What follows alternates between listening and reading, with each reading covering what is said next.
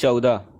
अध्यक्ष महोदय, मुझे इस विषय पर कहना है कि हमारे देश के जो ईमानदार लोग हैं और समाज विरोधी कार्यवाहियां करते हैं उनकी संख्या बहुत कम है।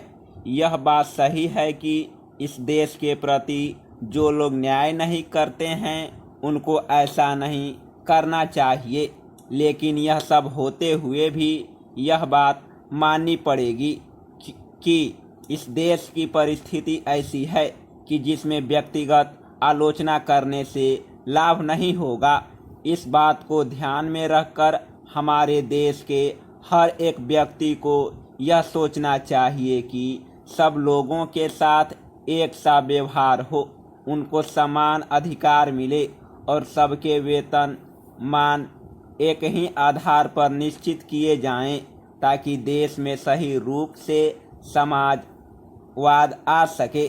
लेकिन यह किसी के पसंद करने या न करने का सवाल नहीं है, बल्कि हमारे देश की परिस्थिति ही ऐसी है कि जिसके अंदर इसको लागू नहीं किया जा सकता है।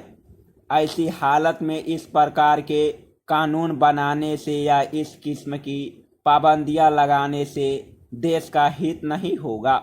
आप उसको बना सकते हैं, आप ऐसा कर सकते हैं, लेकिन यह बात उसको समझ में नहीं आई। इस संसार में और भी बहुत सी चीज़ें हैं जिनको अक्ल के फंदे में नहीं बांधा जा सकता है, और हमारे देश का जो जनजीवन है उसमें इस किस्म की पाबंदियां नहीं लगाई जा सकती है।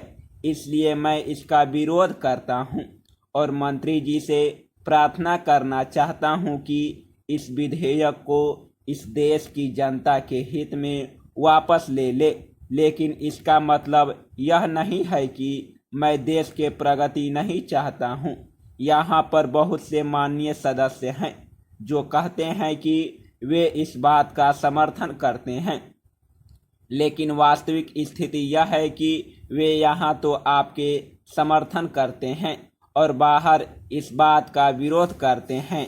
आपको समझ लेना चाहिए कि जब तक आपकी पार्टी के लोग इसका विरोध करते हैं तब तक आपको इस बात को ध्यान में रखना पड़ेगा कि देश की जनता के ऊपर इस प्रकार का कानून नहीं लादा जा सकता है।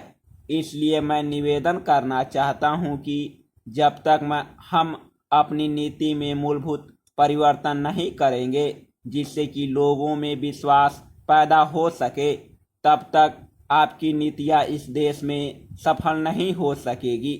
आपको हर एक नागरिक को यह विश्वास दिलाना होगा कि गरीब से गरीब को भी किसी प्रकार से परेशान नहीं किया जाएगा और हर एक को रोटी, कपड़ा और मकान दिए जाएंगे। हर एक आदमी का विकास पूरा मौका दिया जाएगा।